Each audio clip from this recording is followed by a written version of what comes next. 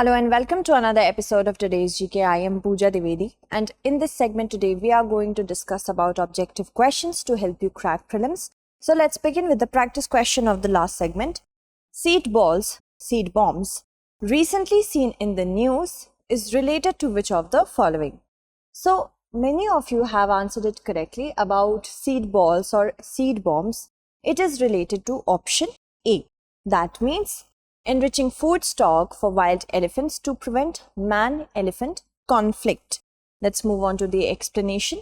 A report of Future for All, a need for human-wildlife coexistence was recently released by World Wildlife Fund for Nature and UNEP. It examined increasing human-wildlife conflict. Odisha's Atagarh Forest Division has started casting seed balls or bombs inside different reserve forest areas to enrich food stock for wild elephants. This has been done to prevent man-animal conflict, in the sense that if the elephants or the animals will find food in the required region where they are supposed to be, they won't move further into the territories or residential area which is supposed for human beings, and that is why with the help of this, human-animal conflict would be reduced. Moving on. A seed bomb is a little ball generally made up of a combination of compost, clay and seeds.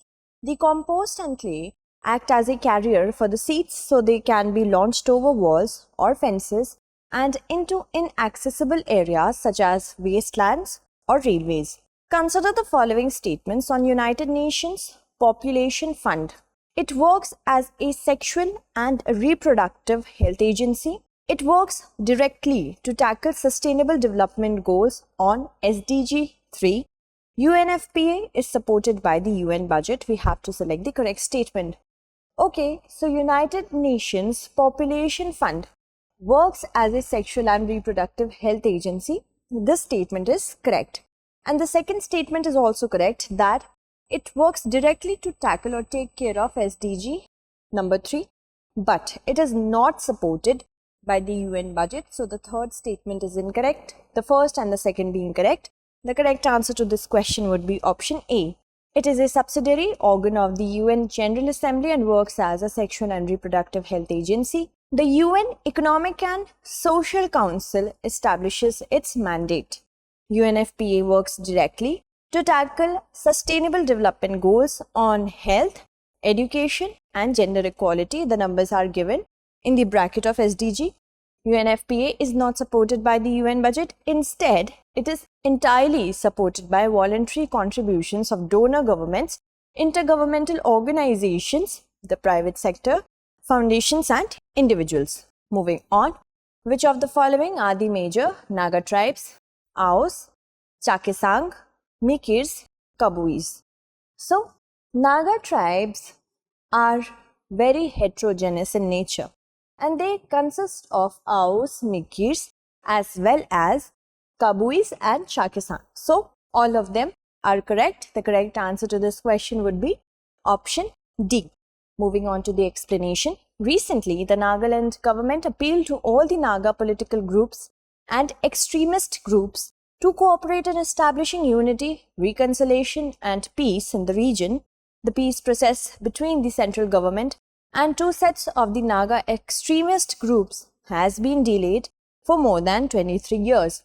There are 19 major Naga tribes, namely Aos, Angamis, Shangs, Chakesang, Kabuis, Kasharis, Hainmangas, Konyaks, Kukis, Lothas, Maos, Mikirs, Foms, Ringmas, Sangtams, Semas, Tangkhuls, Yamchungar and Ziliang. Moving ahead, which of the following are protected areas in Chhattisgarh? Indravati Tiger Reserve, Sita Nadi Udanti Tiger Reserve, Kangir Valley National Park, Badal Khol Tamor Pingla Elephant Reserve. We have to select the correct answer using the codes given below. So, the protected areas in Chhattisgarh consist of Indravati Tiger Reserve is correct, and so is Sita Nadi Udanti Tiger Reserve. And also, Kangir Valley National Park is also a protected area in Chhattisgarh, and also Badal Khol Tamor Pingla Elephant Reserve. All of them are correct. So, the correct answer to this question would be option D. Recently, the Chhattisgarh government has proposed to reduce the area of Lemru Elephant Reserve from 1995 square kilometer to 450 square kilometer. Other protected areas in Chhattisgarh are Achnakmar Tiger Reserve, Indravati Tiger Reserve, Sita Nadi Utanti, Kangir Valley, Badal Khol Tamor Pingla Elephant Reserve, and as you can see the maps of national parks and sanctuaries of Chhattisgarh. This is very important. Moving ahead, which of the following are applications of geographic information systems? Forest fire management, oil spill and remedial measures, coal mine fire management, waste water management. So we have to select the correct answer using the codes. So yes, in all of these areas, GIS could be used. So the correct answer to this question would be option D, 1, 2, 3 and 4. A GIS is a computer system for capturing, storing, checking and displaying data related to positions on Earth's surface. By relating seemingly unrelated data, GIS can help individuals and organizations better understanding the spatial patterns and the relationships. GIS can use any information that includes location. The location can be expressed in many different ways, such as latitude and longitude, address or zip code. GIS can include data about people, such as population, income or education level. And as you can see, the applications of GIS includes disaster management, air pollution and control, natural resource management, forest fire management, wasteland management, oil spill and remedial measures, and also coal mine fire management. Alright, let's move forward and look at our next question. E-Medha, recently seen in the news, is related to which of the following? It is related to online public access catalog to access Indian medical heritage books. That is option A. E-Medha is an electronic medical heritage accession. It is an online public access catalog for more than 12,000 Indian medical heritage books through NIC's e-Granthalaya platform. E-Granthalaya, it is a digital platform developed by NIC for government libraries for automation of in-house activities as well as member services and networking for resource sharing. Moving on, consider the following statements regarding Kármán line. This line separates the stratosphere and the mesosphere. Above this line, the atmosphere becomes too thin to support aeronautical flights. We have to select the correct answer. So, the Kármán line separates the atmosphere of the Earth and the atmosphere of the outer space. So, the first statement is incorrect because stratosphere and mesosphere are in the atmosphere of the Earth. So, the first statement becomes incorrect. The second is correct because above this line, the atmosphere becomes very thin in order to support aeronautical flights. Only the second statement being correct. The correct answer to this question would be option B, 2 only. Recently, a space ship reached an altitude of about 88 kilometers over the New Mexico desert, enough to experience 3 to 4 minutes of weightlessness and see the curvature of the Earth, and then safely glided to a runway landing. The Kármán line is the boundary between Earth's atmosphere and outer space. It is close to the upper boundary of the mesosphere, which is estimated to end at about 80 to 90 kilometers. And at this altitude, the atmosphere becomes too thin to support aeronautical flights. Moving on, consider the following statements regarding Kesariya Buddha Stupa. It was constructed in 5th century Christ era. It is located in East Champaran district of Bihar. We have to select the correct statement. Yes, Kesariya Buddha Stupa is located in East Champaran district of Bihar. The second statement is correct, but not the first, because this was established or constructed in 3rd century before Christ era. So the first statement is incorrect, but the second is correct. So the correct answer would be option B2 only. Recently, Kesariya Buddha Stupa in East Champaran district of Bihar got waterlogged following floods after heavy rainfall in river Gandak? The stupa is a Buddhist stupa.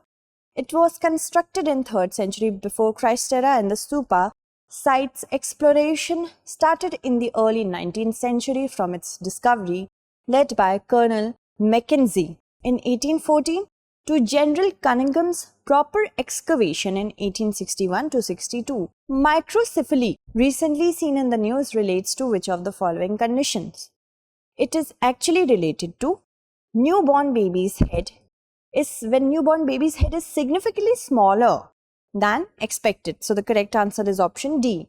The Zika virus infection is causing microcephaly in pregnant women. This has become a major concern in the state of Kerala. Microcephaly is a condition in which a baby's head is significantly smaller than expected, often due to abnormal brain development.